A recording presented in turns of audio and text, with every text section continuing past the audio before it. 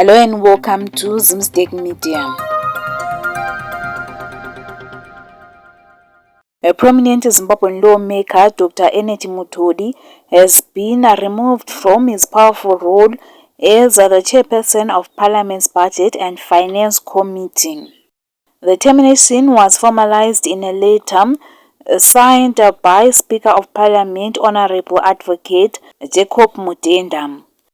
The letter states that the Parliament's Committee on Standing Rules and Orders has resolved to terminate your tenure as chairperson of the Politburo Committee on Budget, Finance and Investment Promotion with immediate effect, the statement read.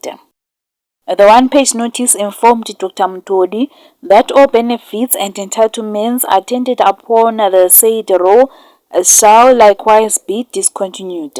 The letter didn't specify a reason for the dismissal, but this just happened days after he publicly retracted explosive corruption and allegations against a top government official. For more stories, please like and subscribe.